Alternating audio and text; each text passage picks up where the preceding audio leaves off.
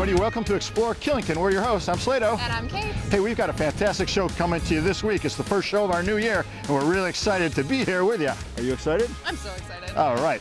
Hey, you know, we've had some fantastic, crazy weather here in Killington early season. We've had some tremendous snowstorms. We've had some mild weather, too. One thing you can always count on here at Killington, though, is the fantastic conditions. But, you know, it's not easy to pull it off day in and day out. So we've got some really nice segments we're going to show you on this week's show. We've got a little piece on how they make the snow up here, a snowmaking piece. We got a piece on how they blend it all together in a grooming piece. We've got a piece on how they build those fantastic terrain parks that are all over the mountain. And we also got a very interesting segment on lift operations, that all it takes to get you and me and you up and down the mountain, okay? What else is coming up? You know what, we've got some really interesting things to do that are alternatives to being on the mountain. Of course, we have the Spa at the Woods, which is an amazing place for you, my ladies, to take care of yourselves, and you guys to make sure you take care of your ladies, if you know what I'm saying. We also have the Vermont Farmers Market, which is my absolute favorite place to go every Saturday. It's just incredible, incredible fresh food and such great crowd. And of course, we have the Vermont Snowmobile Tours, which, needless to say, is such a fun activity. I mean, I really don't have to say more about that, but we will show you more coming up. Tiffany is also going to meet up with Brian from Comcast, and they're going to tell us more about Xfinity. And we are also going to take a look at the entertainment report, so you guys will know exactly what's going on the hill every single day, so you know what bands are playing and just how you're going to have a good time, because up here in Killington, that is what we are all about. Of course, we're going to meet up with The Lookout and, of course, Moguls, so make sure you stay tuned for more action coming up after this.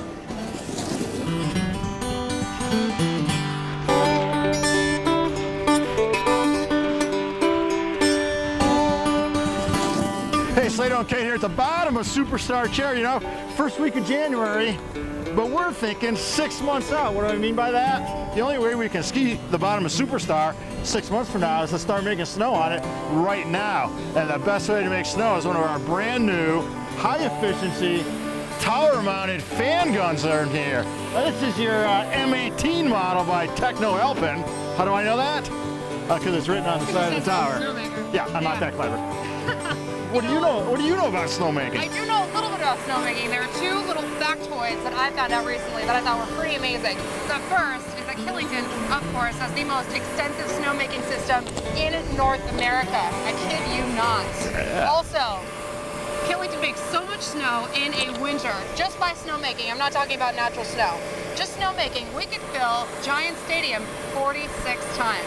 Believe that. Like, how amazing is that, Slado? 46 times. Is that right? Pretty incredible. Now, we're going to meet up with Will right now, and he's going to tell us all about Killington snowmaking. So let's talk to Will.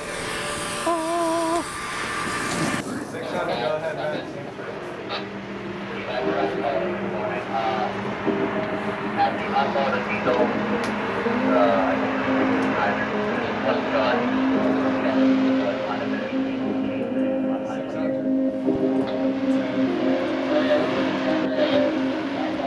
My name is Will Conroy. I'm 20 years old and I'm a snowmaker at Killington Resort.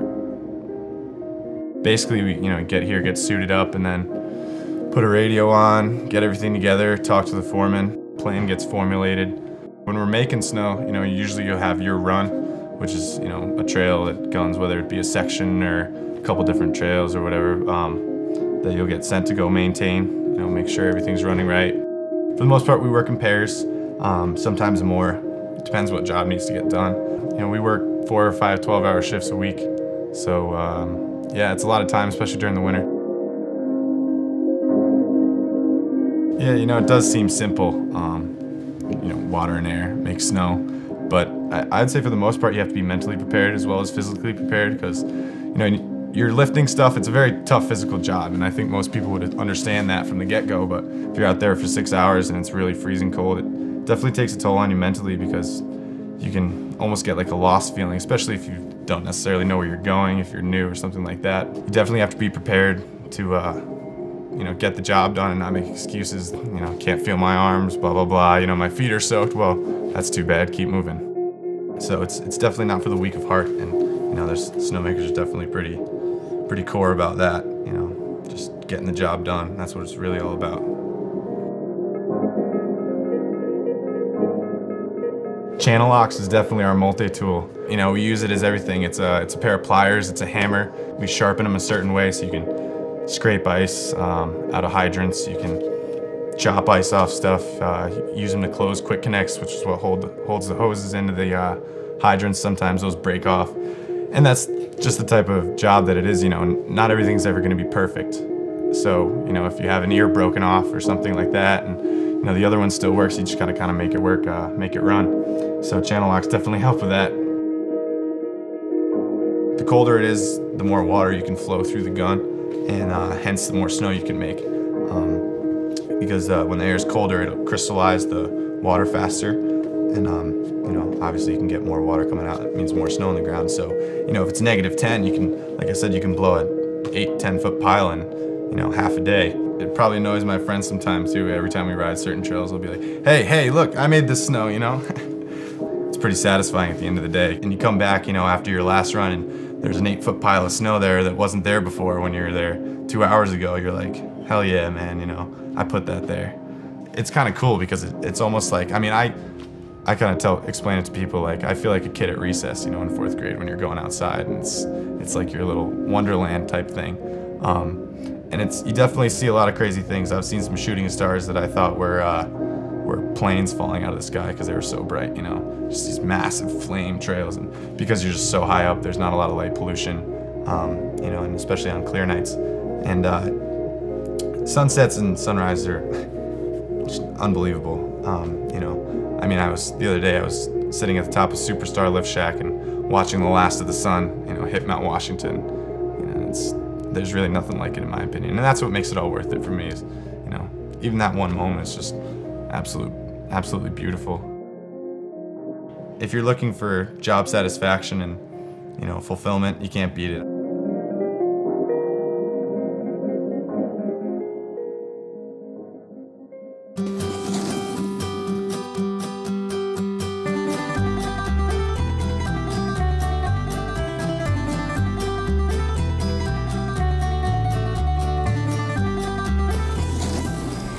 Slado, speaking of spring, we are here at the bottom of Superstar, right in front of all things spring, the umbrella bars. That's right, bars, there's one and there's two, because there's so much action, we need 2 umbrella bars here in Killington. Yeah, King, you don't have to wait till spring to enjoy the ambiance of the umbrella bar. It's rocking right now, and boy, the sun's just kind of going down over Killington Peak here.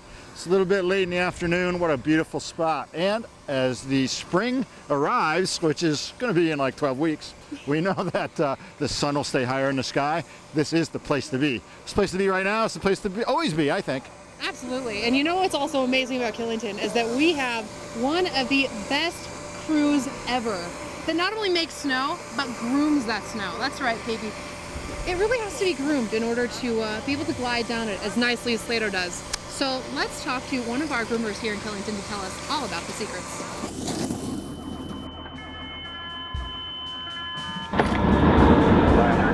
Channel 1 radio, now linking Upper Superstar. England across 4 lanes, taking 19 degrees. To Channel 1 radio, here we go. C is complete. Space copied. 10-4. And away we go. We'll make for good grooming tonight because it's a little soft. I love it when we get 2 or 3 inches a night. One of the guys calls it a hamburger helper because it's hero snow. No matter what you do, you can't go wrong. Your pass is beautiful, you know. I've been probably on this shift probably 10 seasons or so. I used to do the midnight to 9 o'clock shift for my first 6-7 years. I could never really get into a routine. Some guys can, I don't know how they do it, but I really couldn't.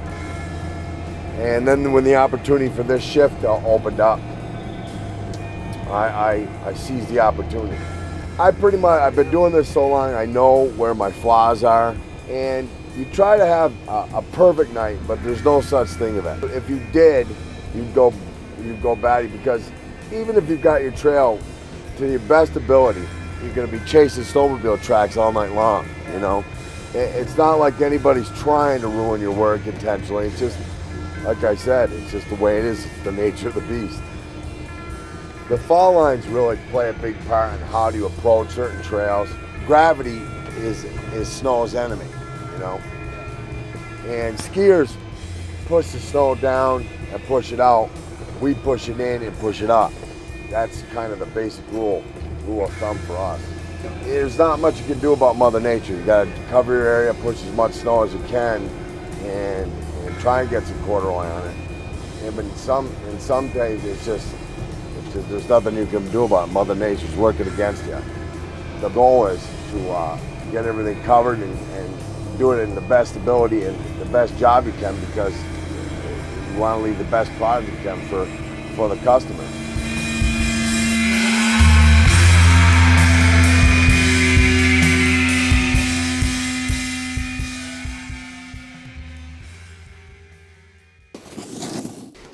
Now that was grooming here in Killington, which we are absolutely known for. And speaking of grooming, we're here at the top of K1 Peak, Killington Peak. And this behind me, other than Slado, who looks fabulous as always, is one of Killington's amazing groomers. Now Slado, it's really interesting. I also learned about Killington, and particularly about grooming, is that if we start from the beginning of the season all the way to the end with all the groomers traveling, we would total a total of mileage that would circumvent the globe 1.5 times. Get out of here. 1.5 times, I'm telling you. You are full of interesting factoids today. I am. That is amazing. Amazing stuff. Wow. Yes. Well, speaking of amazing, as you all know, Killington has no shortage of tremendous terrain parks here. But to put them all together takes a huge effort. So I want you to stay tuned, because we've got a little commercial business to do to pay the bills. But when we come back from commercial break, we're going to take a look at what it takes to put our parks together. Stay tuned. We'll be right back.